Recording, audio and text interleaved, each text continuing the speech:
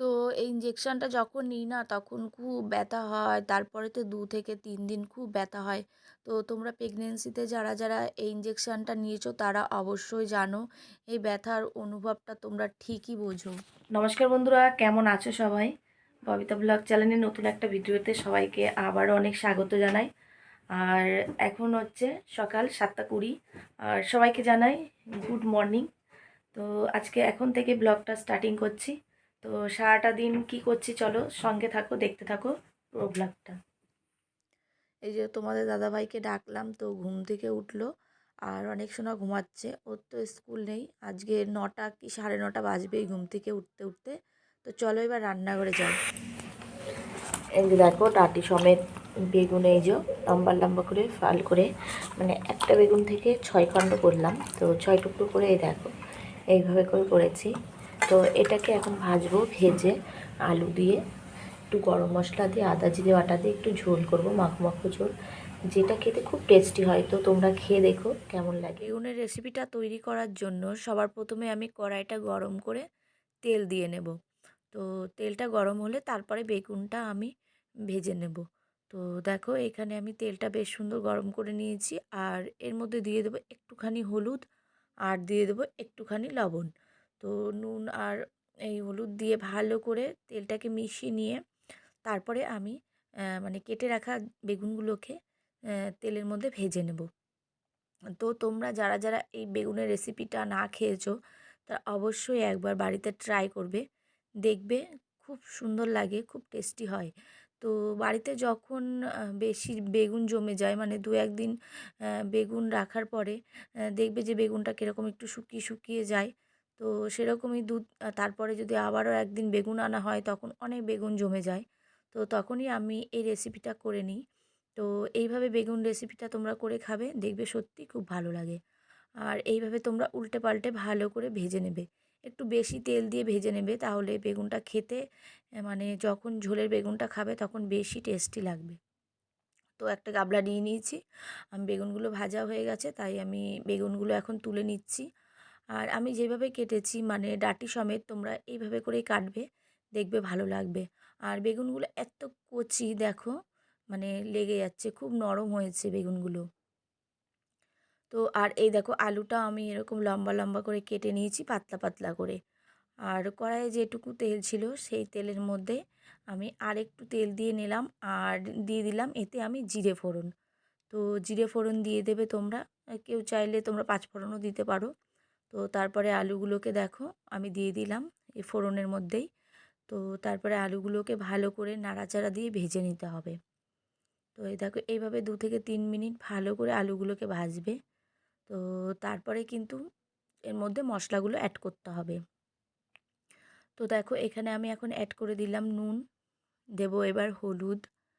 তো নুন হলুদ দেওয়া হয়ে গেছে, আর এবার ভালো করে কিন্তু ভাজা ভাজা করে নিতে হবে নুন হলুদ দিয়ে। তো এভাবে করে আরও 2-3 মিনিট ভাজা ভাজা করুন। তারপরে বেটে রাখা আদা তো এখানে দিয়ে দিতে হবে। তো এই দেখো আমি এখানে আদা একটু এটা ঘষুনি দিয়ে ঘষে নিয়েছি, যেহেতু ওটা অল্প পরিমাণে সেই কারণে আর বাটিনি। আর দিয়ে দেবো এর মধ্যে আমি জিরের গুঁড়ো, আর জিরের গুঁড়ো দেবো একটুখানি সামান্য পরিমাণ লঙ্কার গুঁড়ো দেবো, আর দিয়ে দেবো কাঁচা লঙ্কা চেরা। তো এই দেখো এখানে আমি জিরের গুঁড়ো দিয়ে দিচ্ছি, আর দিয়ে দিলাম লঙ্কার গুঁড়ো। তো লঙ্কার গুঁড়োটা কম দিলাম, কেননা আমি এখানে আবার কাঁচা লঙ্কা দেব। তো এখানে দেওয়ার জন্য আমি কাঁচা লঙ্কা চিড়ে রেখেছি। আর এই দেখো এখানে আমি 3টে কাঁচা লঙ্কা চিড়ে রেখেছি, আর সেটাই এখন দিয়ে দিচ্ছি।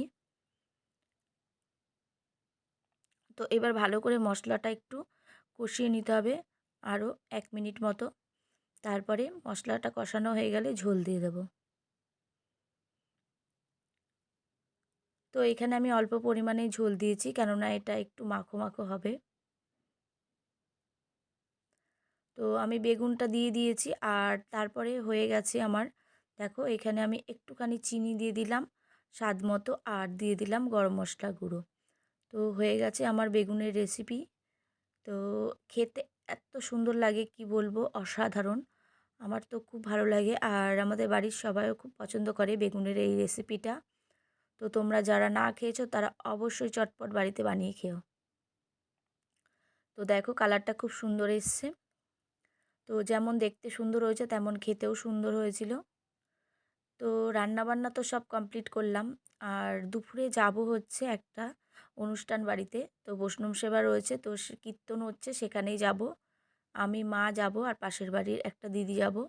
তো চলো সেখানে দেখা হচ্ছে।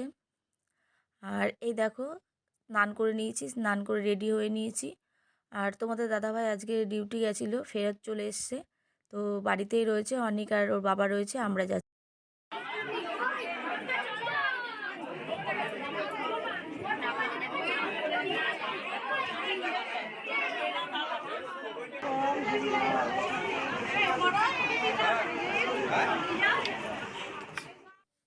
তো কীর্তন শেষ হয়ে গেছে।